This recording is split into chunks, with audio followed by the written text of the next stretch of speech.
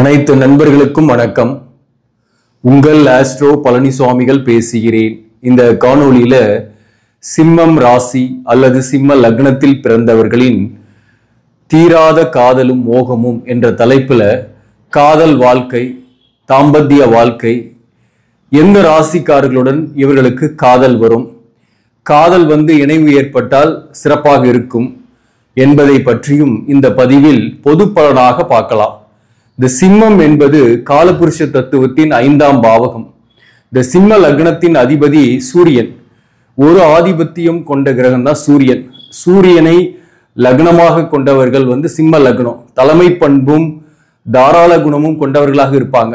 Guidance கொடுக்கறதுல ரொம்ப சிறப்பானவர்கள். மற்றவர்களுக்கு உதவி செய்வதிலும் நேரங்காலம் பார்க்காம மற்றவர்களுக்கு உதவி செய்யக்கூடியவர்கள் தான். இவர்களுக்கு காதல் ஏற்பட்டு கல்யாணம் பண்றதுல மிகுந்த விருப்பம் உள்ளவர்கள். இளமையிலேயே சீக்கிரமா கல்யாணம் கூட ஆயிடும். மேக்சிமம் பார்த்தீங்கன்னாக்க திருமண வாழ்க்கை என்பது இவங்களுக்கு காதல் திருமணமாகவே அமையும். இன்கேஸ் அவங்களுடைய ஜாதகப்படி ஒரு சிலருக்கு காதல் ஏற்பட்டு ஃபெயிலியர் ஆயிட்டு வேறொரு பெண்ணை கல்யாணம் பண்றாங்க.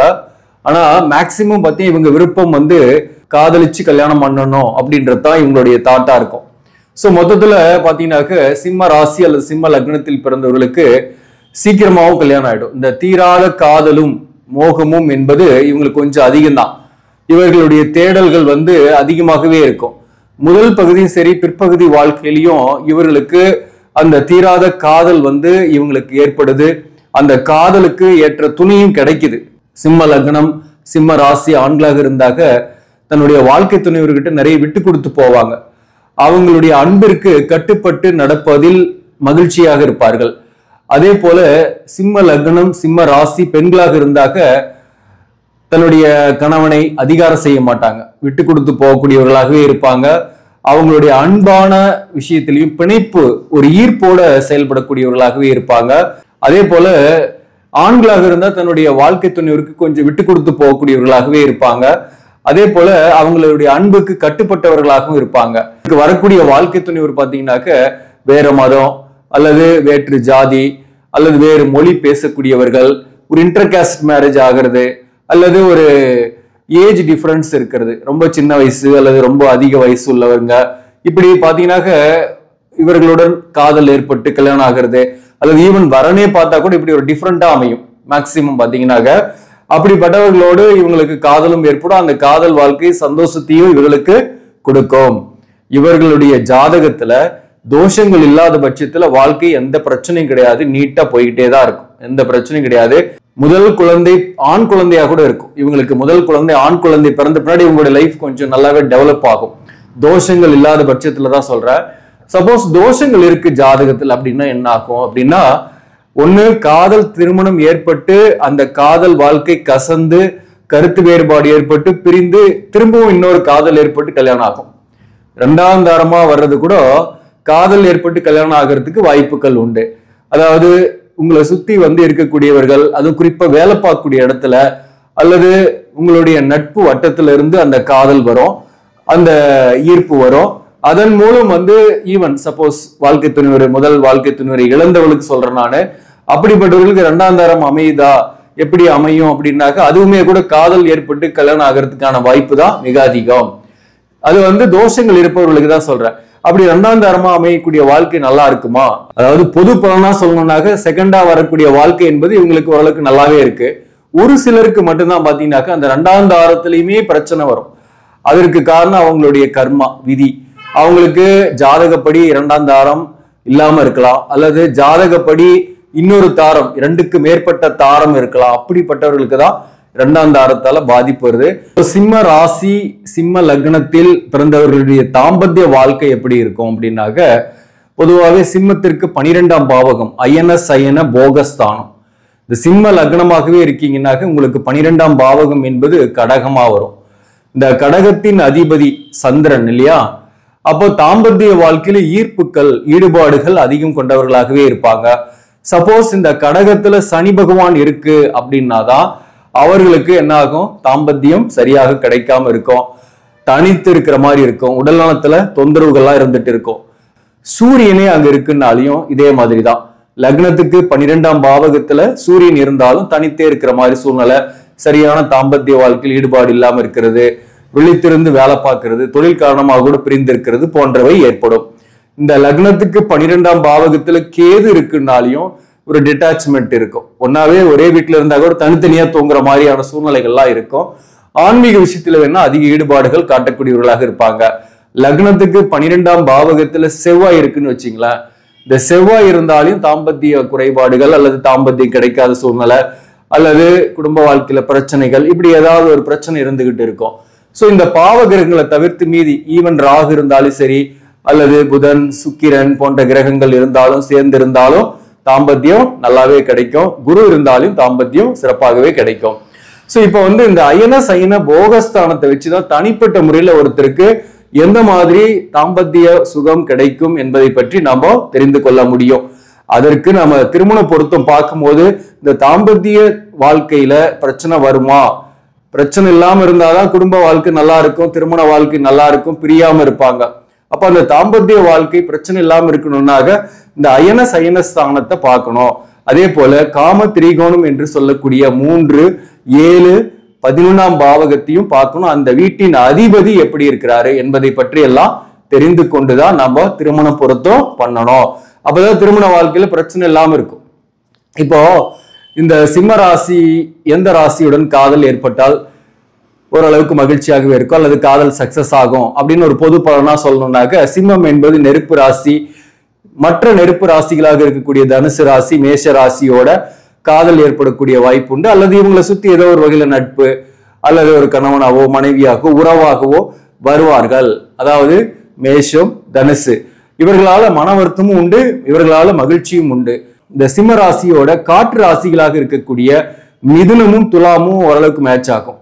மிதுனம், துலாம், கும்பம் இந்த ராசிகளோடும் காதல் ஏற்படும், இவர்களோட ஒரு உறவு ஏற்படும். திருமண பந்தத்துக்கு வரன் பாக்குறீங்கன்னாக இந்த ராசிக்காரர்களை பாக்குறீங்க, பார்த்துட்டு வரீங்கன்னாக்க வேணான்னு சொன்னா கூட விரும்பி சேரும். அப்புறம் சில பிரச்சனைகளும் வரும். அதாவது உங்களுடைய கர்மா எதன் மூலம் கழியும்னாக்க மிதுனம், துலாம், கும்பம் இந்த காற்று ராசிகளும் உங்களை சுத்தி இருப்பார்கள். அவங்களோட உறவுகளும் ஏற்படும், சில பிரச்சனைகள் சிக்கல்களும் வரும். அதன் மூலம் தான் நம்மளுடைய கர்மாவை கழிக்க முடியும். அப்படிதான் வாழ்க்கை இருக்கு. இதுல எந்த ராசியை தவிர்க்கணும் அப்படின்னா, முக்கியமா நீர் ராசியாக இருக்கக்கூடிய மீனம் ராசியை தவிர்க்கிறது நல்லது. நீர் ராசியாக இருக்கக்கூடிய மீனம் ராசியோட சிம்ம ராசிக்கு சஷ்டகமா வரும். மேலும் ஒரு உறவு நிலை பாத்தீங்கன்னா எப்பயும் ஒரு மிஸ் அண்டர்ஸ்டாண்டிங்கோடயே இருக்கும் சேர்ந்தா கூட. இன்கேஸ் ஜாதக பொருத்தம் இருக்கு அப்படின்னாக்க, அதாவது தோஷங்கள் இல்லாம இருக்கணும், நடப்பு தசா புக்தி 2 பேருக்கும் நல்ல தசையாவே நடக்கும். அப்ப அது வரலுமே பிரச்சனை இல்லாம இருக்கும். அங்கேயும் ஒரு அவயோகியோட தசா புக்தி நடக்க ஆரம்பிக்குது ஒருத்தருக்குன்னா கூட கொஞ்சம் சண்டை சச்சரவுலாம் வரும். அப்போ ஒருத்தர் விட்டு கொடுத்து போற மாதிரியான சூழ்நிலைகள் வரும். அப்போ மீன ராசியோட சேரலாமா அப்படின்னாக்க, காதலிச்சிட்டோம் கல்யாணம் பண்ணிதான் ஆகணும் அப்படின்னாக்க ஜாதக பொருத்தம் பாருங்க. கட்ட பொருத்தத்துல தோஷங்கள் 2 ஜாதகத்திலையும் இல்லைன்னா சேருங்க, இல்லைன்னா அவாய்ட் பண்றது நல்லது.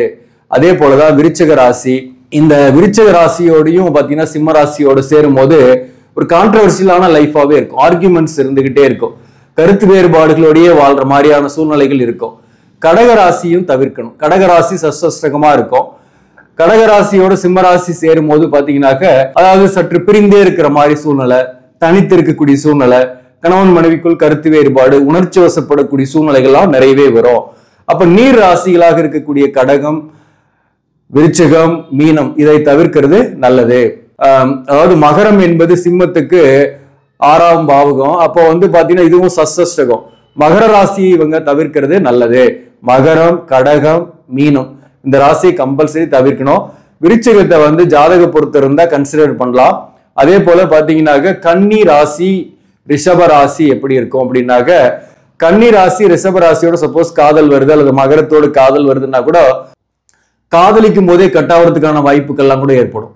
இந்த கன்னி ராசி அல்லது ரிஷப ராசி அல்லது மகரத்தோடு கல்யாணம் ஆகுதுன்னா கூட ஜாதக பொருத்தம் சரியா இல்லைனாக பிரியக்கூடிய சூழ்நிலை ஏற்பட்டுடும். இப்படிப்பட்டவர்கள் சப்போஸ் காதலிக்கிறீங்க அப்படின்னா ஜாதக பொருத்தம் இருந்தாக நீங்க கன்சிடர் பண்ணுங்க, இல்லைனாக தவிர்க்கிறது தான் நல்லது. கன்னி, மகரம், ரிஷபம் இவங்களுக்கு பொறுத்தவரை இதெல்லாம் ஆவரேஜான பொருத்தம் வரும். கன்னி, மகரம், ரிஷபம் பாத்தீங்கன்னாக்க ஒரு ஆவரேஜான பொருத்தம் தான் வரும். அதுல சஷ்டகமா வரக்கூடிய மகர ராசியை தவிர்க்கிறது தான் நல்லது. கும்பராசியை பொறுத்தவரையிலும் சமசப்தம ராசி. இதற்கு நீங்க ஜாதக பொருத்தம் பார்க்கணும். கண்டிப்பாக கட்ட பொருத்தம் இருந்து தோஷங்கள் இல்லைன்னாக கன்சிடர் பண்ணலாம். பட் கும்பராசியோட கல்யாணம் ஆகுதுன்னா கூட அதிகமாக அன்பு காட்டக்கூடிய சூழ்நிலையும் வரும், அதிகமாக சண்டை போடக்கூடிய சூழ்நிலையும் வரும், ஒரு ஏட்டிக்கு போட்டியா இருக்கிற மாதிரியான சூழ்நிலைகளும் சம்டைம்ஸ் வரும். அதனால கீழா ஜாதக பொருத்தம் நல்லா இருக்கு, வேற எந்த பிரச்சனையும் வராதுன்னு தெரிஞ்சாக மேரேஜ் பண்ணலாம் கும்பராசிய. பொதுவாகவே பார்த்தீங்கன்னா இதெல்லாம் ஒரு பொது பலன் தான். எந்த ராசியா இருந்தாலும் ஜாதக பொருத்தம் பார்த்து கல்யாணம் பண்ணும் போது வாழ்க்கை சிறப்பாகவே இருக்கும். அதுதான் நான் சொல்ல வரேன். இப்ப பாத்தீங்கன்னா சிம்ம ராசிக்கு அஷ்டமத்து சனி நடக்குது. இந்த அஷ்டமத்து சனி காலகட்டத்துல சில உறவுகள்லாம் உங்களை விட்டு விலகி போகும். அதை பத்தி மாத பலன்கள் மற்ற பலன்கள்லாம் கூட நான் சொல்லியிருக்கிறேன். அதாவது வாழ்க்கை துணைவர் விட்டு விலகி போகலாம், அல்லது வாழ்க்கை துணைவர் வேலை விஷயமா வெளியூருக்கு போகலாம், நீங்க ஒரு பக்கம் இருக்கலாம். இப்படிப்பட்ட சூழ்நிலைகள்லாம் ஏற்படும். இதை அஷ்டமத்து சனி காலகட்டத்துல ஜாதக பொருத்தம் நல்லா இருக்கிறவங்களுக்கு இது பெருசா பாதிப்பு தெரியாது, பாதிப்பும் நடக்காது. அதே ஜாதக பொருத்தம் இல்லாதவங்க அல்லது தோஷங்களோடு இருப்பவர்கள் பிரிந்திருக்கக்கூடிய சூழ்நிலை, பிரிந்து விடக்கூடிய சூழ்நிலை போன்றவையெல்லாம் ஏற்படும். இந்த கெட்ட நேரத்துல சப்போஸ் ஜாதக பொருத்தம் இருக்கு, தோஷங்கள்லாம் இல்லை, ஆனா நடப்பு தசா புக்தி சரியில்லை, இப்ப அஷ்டமத்து சனியும் நடக்குதுன்னா வாழ்க்கை துணைவர் வேலை விஷயமா வெளியூர்லயும் நீங்க ஒரு ஊர்லயும் இருக்கிற மாதிரி இருக்கும். அது ஒன்றும் பிரச்சனை இல்லை. ஒரு சற்று பிரிந்திருந்தாலும் இந்த நேரத்துல பின்னாடி சேரக்கூடிய வாய்ப்புகள் உண்டு. தோஷங்கள் இருந்து தசாபுக்தியும் சரியில்லைன்னா தான் அவர்கள் தான் விலகி போகக்கூடிய சூழ்நிலைகள் ஏற்படும். இப்போ இந்த சிம்ம ராசிக்கு இப்ப இருக்கக்கூடிய சூழ்நிலையில உங்களுக்கே தெரியும், உங்க வாழ்க்கையில சில பிரச்சனைகள் இருக்கு அப்படின்னாக்க நிச்சயமா அது ஒரு பொருத்தம் இல்லாத ஒரு சூழ்நிலையில இருக்கும். ஜாதக பொருத்தம் இல்லாத சூழ்நிலையில் இருக்கும், பொருத்தம் இல்லாத ராசிகளுடன் கல்யாணம் பண்ணியிருப்பீங்க, இப்படி ஏதாவது ஒரு கான்ட்ரவர்சியில் இருக்கும். அப்படிப்பட்டவர்களுக்கு தான் இந்த மாதிரியான பிரச்சனைகள் ஏற்படுவது. மற்றபடி சரியான பொருத்தம் இருக்குன்னா எந்த பிரச்சனையும் பெருசாக வராது. அதுதான் நமக்கு புரிஞ்சுக்கணும். இதெல்லாம் கல்யாணம் பண்றதுக்கு முன்னாடி நாம சரியான பொருத்தம் பார்த்து கல்யாணம் பண்ணாக பின்னாடி வாழ்க்கையில நிம்மதியா இருக்கலாம். தீராத காதலும் மோகமும் சிம்மம் ராசிக்கு ஏறத்தாழ ஆரம்பத்திலிருந்தே, வாழ்க்கையோட இளமை பருவத்திலிருந்தே கடைசி வரை இருக்கும். ஆனா அவங்களுக்கு அதுக்கான வாய்ப்புகள் கிடைச்சிக்கிட்டே தான் இருக்கும். ஆக நண்பர்களே, இந்த பதிவு உங்களுக்கு பிடிச்சிருந்தாக லைக் பண்ணுங்க, இதை மற்றவர்களுக்கும் ஷேர் பண்ணுங்க. இன்னும் நம்ம சேனலை சப்ஸ்கிரைப் பண்ணாம பாக்குறவங்க சப்ஸ்கிரைப் பண்ணி கண்டினியூ பண்ணுங்க. இதன் மூலம் உங்களுக்கு ஒரு சரியான ஜோதிட தகவல்களும் ஆன்மீக தகவல்களும் கிடைக்கும். நன்றி, வணக்கம்.